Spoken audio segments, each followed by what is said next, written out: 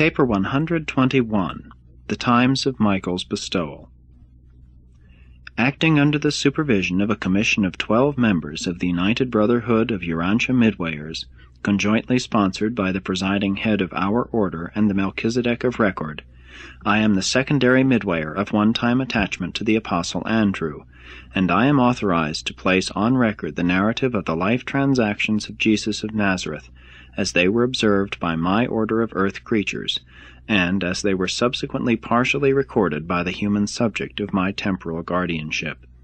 Knowing how his master so scrupulously avoided leaving written records behind him, Andrew steadfastly refused to multiply copies of his written narrative.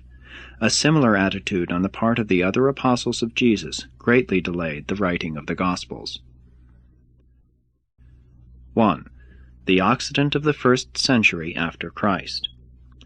Jesus did not come to this world during an age of spiritual decadence. At the time of his birth, Urantia was experiencing such a revival of spiritual thinking and religious living as it had not known in all its previous post-Adamic history, nor has experienced in any era since.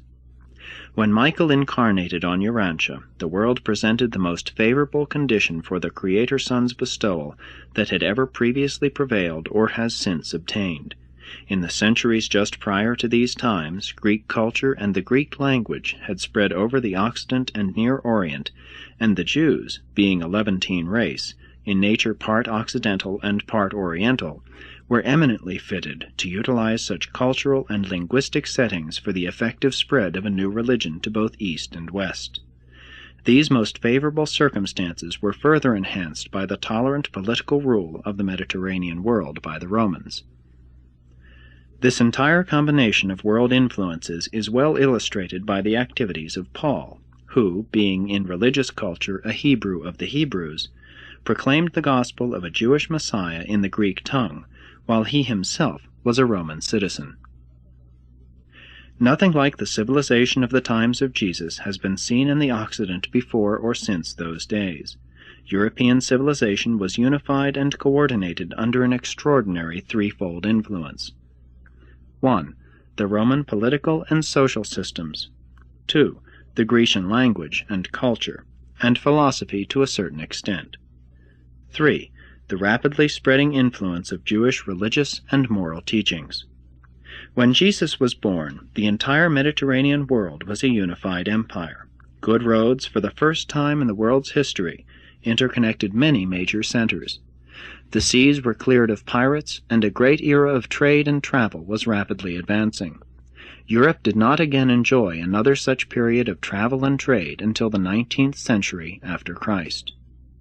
Notwithstanding the internal peace and superficial prosperity of the Greco-Roman world, a majority of the inhabitants of the empire languished in squalor and poverty. The small upper class was rich. A miserable and impoverished lower class embraced the rank and file of humanity. There was no happy and prosperous middle class in those days. It had just begun to make its appearance in Roman society. The first struggles between the expanding Roman and Parthian states had been concluded in the then recent past, leaving Syria in the hands of the Romans. In the times of Jesus, Palestine and Syria were enjoying a period of prosperity, relative peace, and extensive commercial intercourse with the lands to both the east and the west. 2. The Jewish people. The Jews were a part of the older Semitic race, which also included the Babylonians, the Phoenicians, and the more recent enemies of Rome, the Carthaginians. During the forepart of the 1st century after Christ, the Jews were the most influential group of the Semitic peoples, and they happened to occupy a peculiarly strategic geographic position in the world, as it was at that time ruled and organized for trade.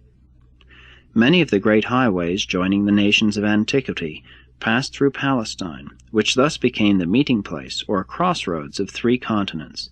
The travel, trade, and armies of Babylonia, Assyria, Egypt, Syria, Greece, Parthia, and Rome successively swept over Palestine. From time immemorial, many caravan routes from the Orient passed through some part of this region to the few good seaports of the eastern end of the Mediterranean, whence ships carried their cargoes to all the maritime Occident. and more than half of this caravan traffic passed through or near the little town of Nazareth in Galilee. Although Palestine was the home of Jewish religious culture and the birthplace of Christianity, the Jews were abroad in the world, dwelling in many nations and trading in every province of the Roman and Parthian states. Greece provided a language and a culture. Rome built the roads and unified an empire.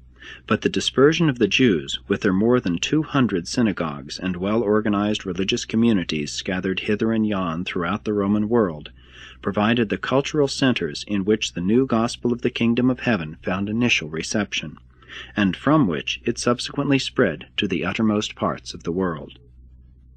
Each Jewish synagogue tolerated a fringe of Gentile believers, devout or God-fearing men, and it was among this fringe of proselytes that Paul made the bulk of his early converts to Christianity. Even the temple at Jerusalem possessed its ornate court of the Gentiles. There was very close connection between the culture, commerce, and worship of Jerusalem and Antioch. In Antioch, Paul's disciples were first called Christians. The centralization of the Jewish temple worship at Jerusalem constituted alike the secret of the survival of their monotheism and the promise of the nurture and sending forth to the world of a new and enlarged concept of that one God of all nations and Father of all mortals. The temple service at Jerusalem represented the survival of a religious cultural concept in the face of the downfall of a succession of Gentile national overlords and racial persecutors. The Jewish people of this time, although under Roman suzerainty, enjoyed a considerable degree of self-government, and, remembering the then only recent heroic exploits of deliverance executed by Judas Maccabee and his immediate successors, were vibrant with the expectation of the immediate appearance of a still greater deliverer, the long-expected Messiah.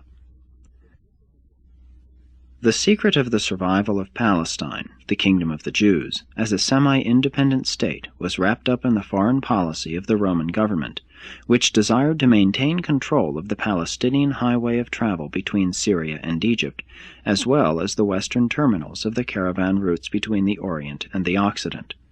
Rome did not wish any power to arise in the Levant which might curb her future expansion in these regions.